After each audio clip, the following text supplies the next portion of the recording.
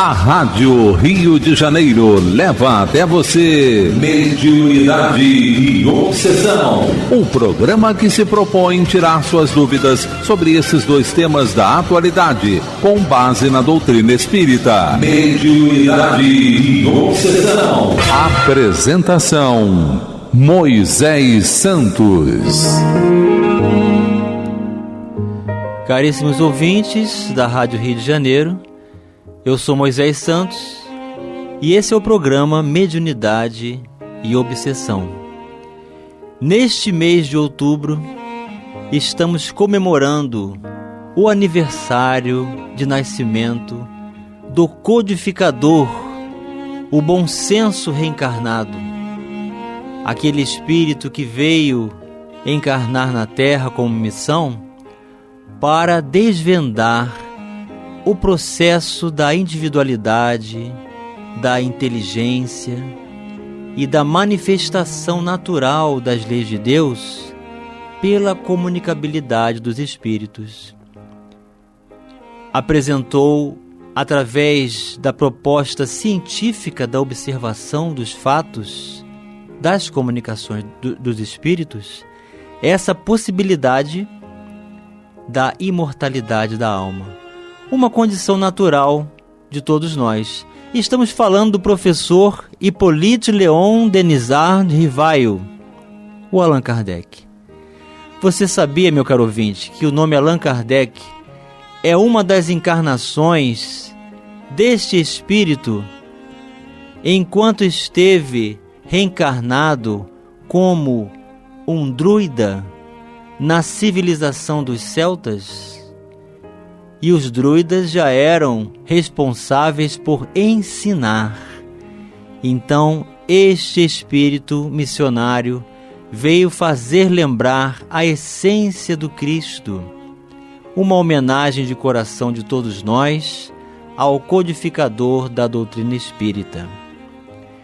Então é assim, meu caro ouvinte, que nós vamos abordar hoje alguns tópicos sobre a mediunidade, como por exemplo o espírito de Leon Denis, que escreve no livro No Invisível a seguinte diretriz: a boa mediunidade se forma lentamente, no estudo calmo, silencioso, recolhido, longe dos prazeres mundanos e do tumulto das paixões.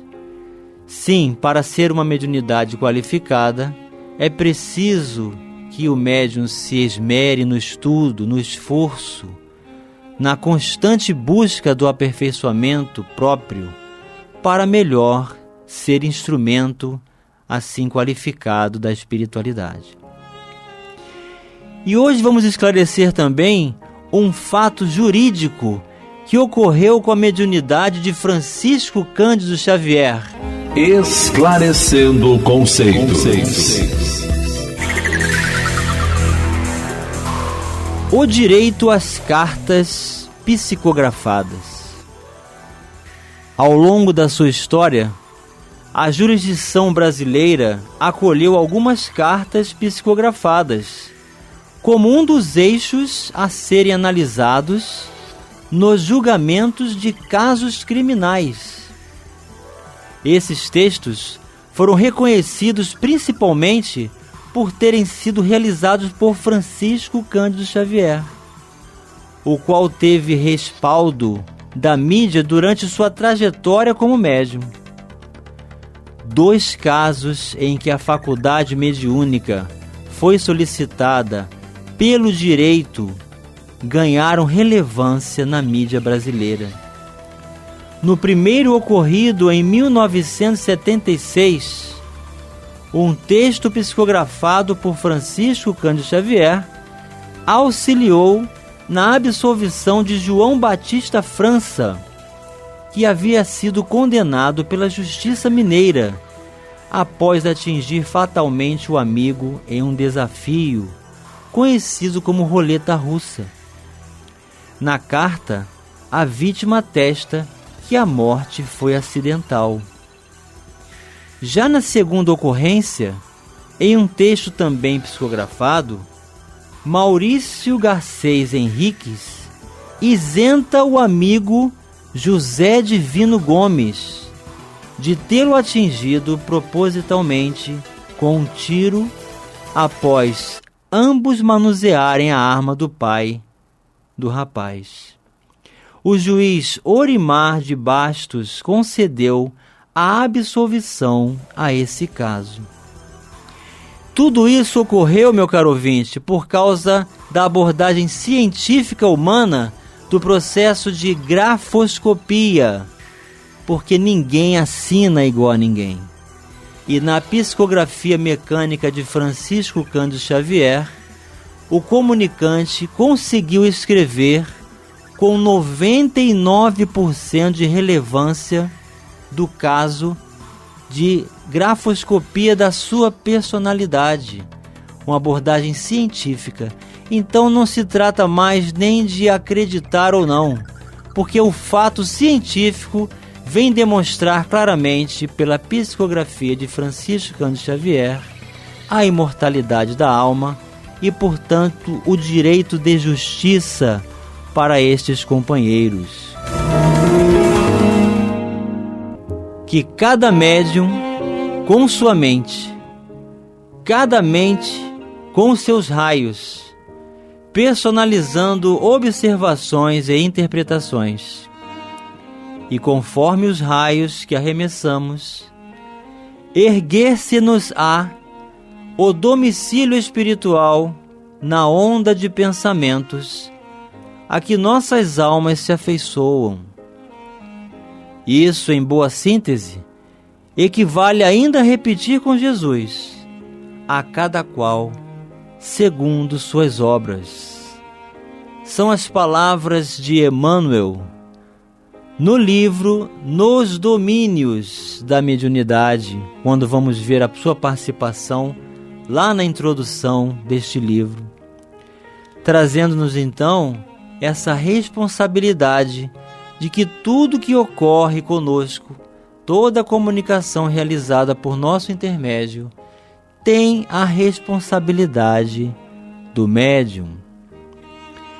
À medida que o espírito adquire a compreensão de que a mediunidade é uma faculdade psíquica inerente ao ser humano, que se expressa em graus e tipos, passa a identificá-la como um dos instrumentos de aperfeiçoamento espiritual disponibilizado pelo Criador aos seus filhos.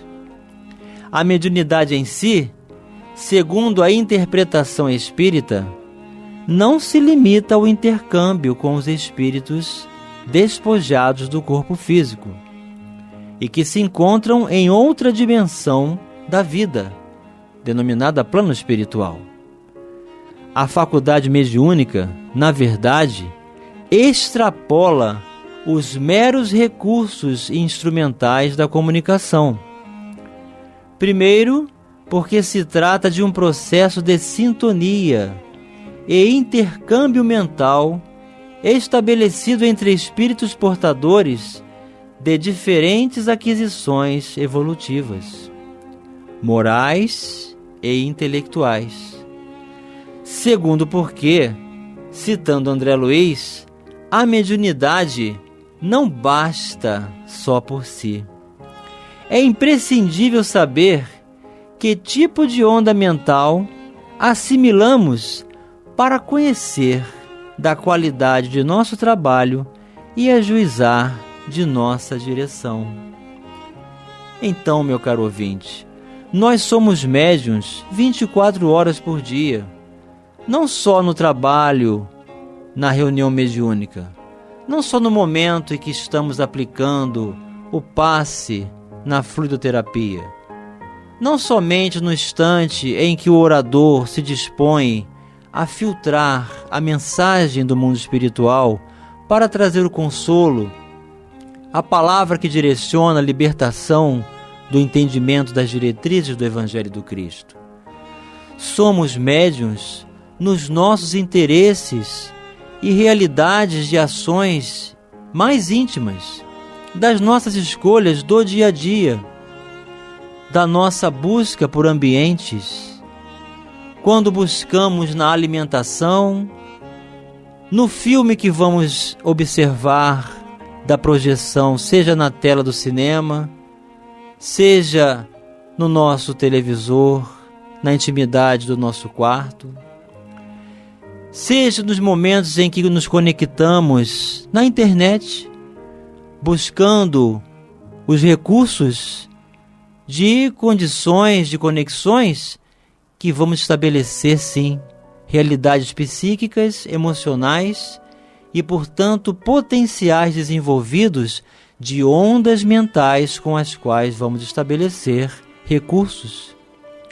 Com as músicas com as quais nos afinamos, com as conversações que estabelecemos, com as condições que nos permitimos no dia a dia, nos nossos propósitos, no nosso profissionalismo, no nosso caminhar natural na via pública, dentro da condução, enquanto estamos desenvolvendo a perspectiva do olhar perante o público, enquanto estamos dirigindo, enquanto estamos falando, pensando, enquanto estamos dormindo.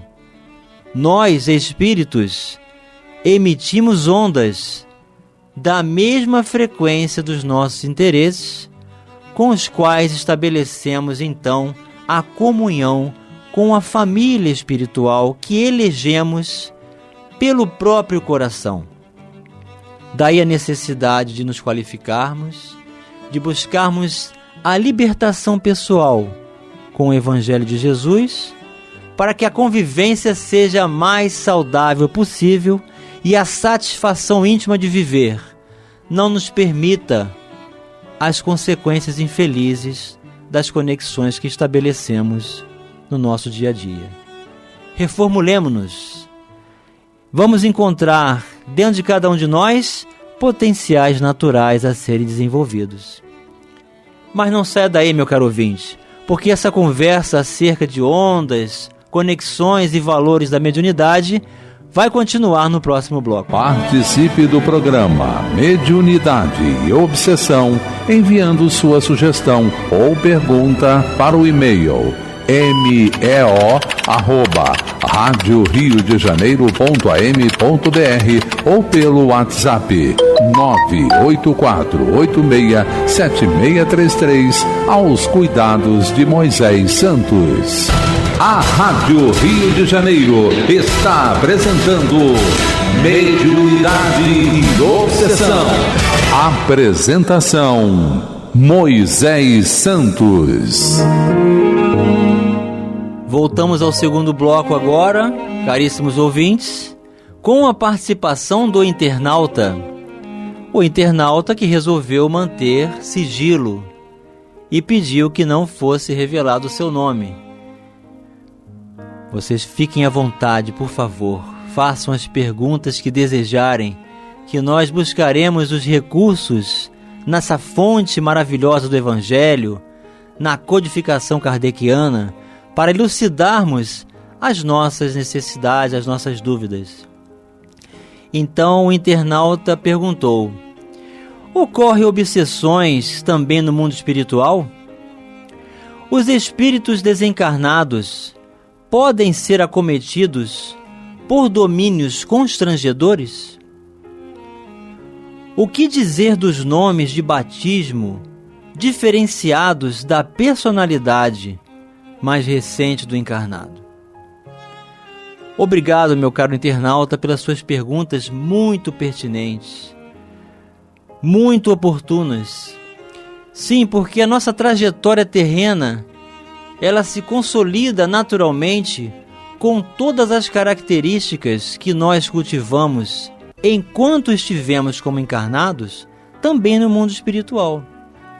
E muitos processos de sofrimento, muitas condições atrozes de tormentos espirituais que nós acolhemos, que cultivamos enquanto estivemos na vilegiatura carnal, nós transferimos essa necessidade para o mundo espiritual. Então vem a dor como consequência.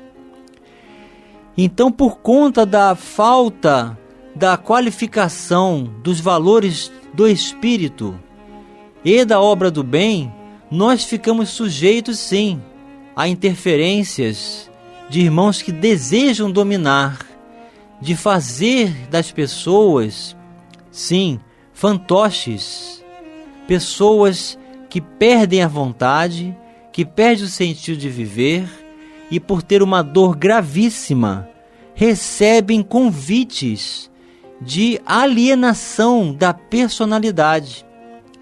É o que nós vamos ver em muitas manifestações espirituais, onde pessoas que deixam de ter o próprio nome para agora revestir-se da fantasia de um processo hipnótico coletivo, de um nome de batismo que não pertence ao seu nome da sua última encarnação, mas que representa uma falange.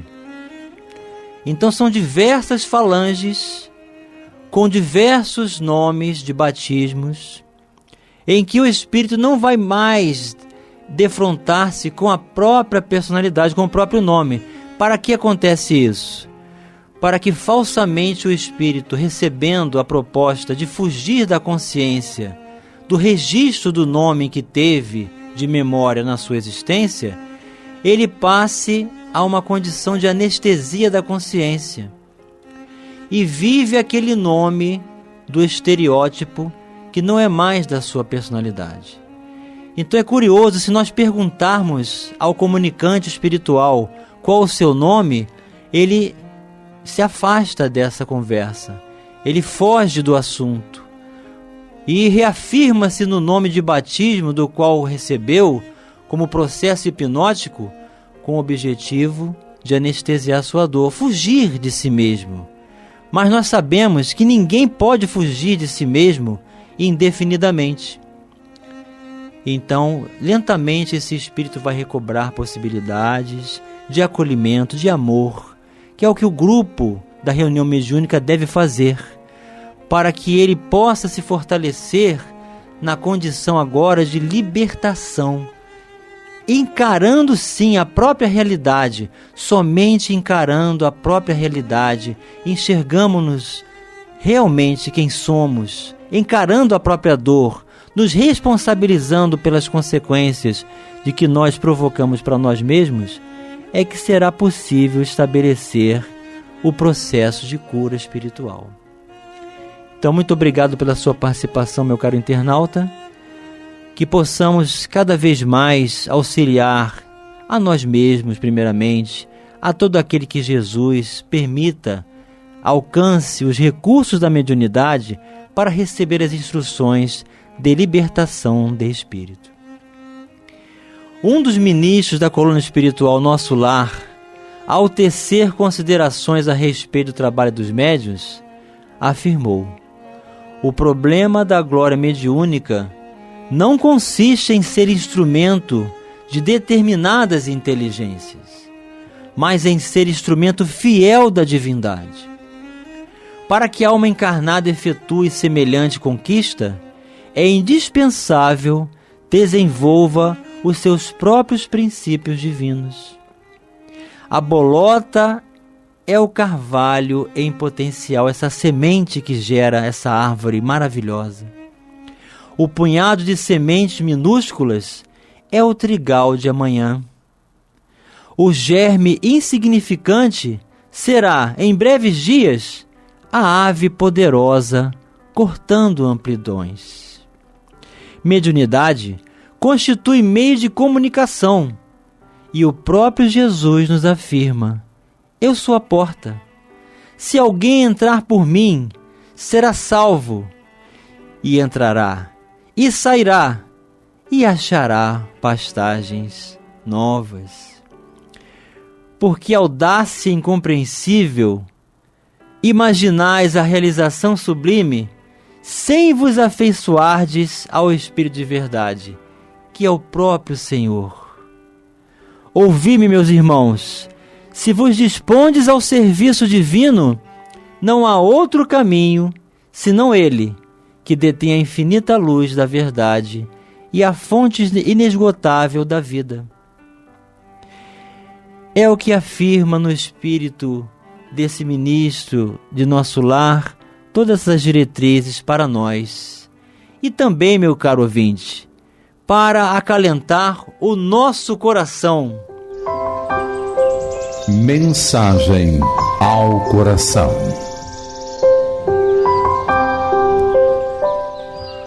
Do livro Parnaso de Além-Túmulo, psicografia de Francisco Cândido Xavier, aos fracos da vontade. Homem, levanta o véu do teu futuro, troca o prazer sensualista e obscuro pelo conhecimento da verdade. Foge do escuro ergástulo do mundo e abandona o desejo moribundo pelo poder da tua divindade. Teu corpo é todo um orbe grande e vasto. Livra-o do mal unífero, nefasto, com a espada resplendente da virtude. Que o sol da tua mente eterno esplenda, dando a teu mundo a mágica oferenda da alegria em divina plenitude. Deixa o conjunto de ancestralidades da carne, o eterno símbolo do Hades, onde o espírito clama, sofre e chora. Deixa as tuas glândulas do pranto te salvem do cadinho sacrossanto da lágrima pungente e redentora. Mas, sobretudo, observa o pensamento, fonte da força e altíssimo elemento, em que toda molécula se cria. Da existência, ele faz sepulcro abjeto, ou jardim luminoso e predileto, de arcangélicas flores de harmonia. Ouve-te sempre a ronda do mistério, mas faze de tua alma um grande império de beleza, de paz e de saúde. Que as tuas agregações moleculares vivam livres de todos os pesares, com os tônicos sagrados da virtude. Tua vontade esclarecida e forte triunfará das angústias e da morte, além dos planos tristes da matéria. Mas a tua vontade enfraquecida é a meretriz no báratro da vida, amarrada no catre da miséria. Assinou Augusto dos Anjos, o poeta na imortalidade, meu caro ouvinte, para erguer de coragem e de força o teu espírito no sentido da vida, por essa potencialidade natural da vontade. Que Deus nos abençoe, abençoe a todos vocês, caríssimos ouvintes da Rádio Rio de Janeiro, e até o próximo programa. A Rádio Rio de Janeiro apresentou Mediunidade e Obsessão.